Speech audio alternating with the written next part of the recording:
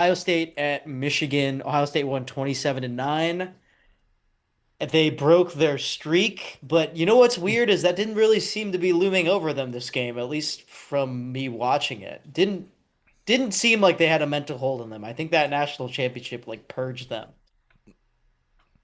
I'll just read a couple stats. Uh, Michigan had the ball for 40 minutes. No, not Michigan. Ohio State had the ball for 40 minutes. Michigan had it for about 20. Uh, Bryce Underwood had 63 passing yards. Julian Sayin had eight times that. Well, no, four times that. Uh, the final score was 27-9. In case you didn't know, that's three times as much. Uh, Michigan had about 42 plays of offense looking at the box score. Like Bryce Underwood had 18 passing attempts, eight of them were complete. There were seven rushing attempts by Marshall, 11 by Cudzall, and six from Underwood. One of those is a sack. Michigan did not have the ball in this game. It's kind of insane that Ohio State was able to be the more physical, more crab-like team because they were more aggressive with their downfield passing attack. And then Bo Jackson just said, "All right, I'll take a stretch play for 50. Why not?" It's amazing what happens when you don't let the psychological hold of "I have to be a bigger man than you. I have to. It's the only way," and stick to your game. What you're able to actually do by playing Michigan style when you need to. Yeah, I just oh no, you got it. I just don't understand what anyone else in the Big Ten, well, the traditional Big Ten, is doing at the receiver position. Like I have no idea how any. If it just feels like no one in the conference or in the region understands the forward pass. Like sometimes, like I just don't understand. Like Michigan, I feel like when I was growing up, Michigan used to have like great receivers, like at least at the collegiate level. But I don't know how Ohio State and I guess now Indiana. I don't know how Indiana managed to figure it out other than anyone before anyone else. But yeah, that's all I got. I So this game was interesting because I thought in the beginning there was definitely a window where Michigan could have made this more competitive.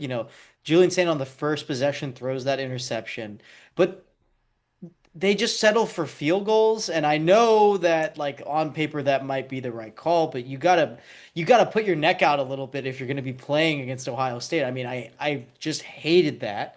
Um, and then once Ohio State realized, like you said, that we're gonna air it out and have our pass set up our run, because that's what we do.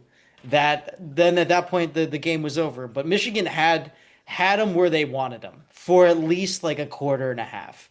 I would say the first half they could have made this happen. If I'm Michigan, I would say next year, Sharon Moore, you got to show me something or we're moving on. Like because I'm not impressed by him really The as a head timeout coach. 2 seconds before the 2 minute warning, I was like, okay, yeah, he might be an idiot. Yeah, like It was Dude, so weird. Oh god. yeah, I think watching this game when, like you said, when Michigan settles for field goals on both of their first two drives, you kind of look at that 6-0 and you're like, Ohio State's got more than six in them, man. Like you you Like had to score a any moment, touchdown on one it of took those so much drives. work to get those six too. Like it And was. one of them, you had such favorable field position after that interception. Like, honestly, after they didn't score a touchdown from that drive, I was like, okay, we're kind of done here. yeah. I just think Sharon Moore is way too conservative. Like I'm not that big of a fan of him as a head coach, frankly. But I will say we should probably talk a little bit about Bryce Underwood because I mean, man, there was a lot of hype coming in on this guy. And I don't even like when you watch him physically, you see it. I mean, he looks like an NFL fucking quarterback. Like he's gigantic, he is strong, he is fast, he can throw it, but he's been coached to be way too scared.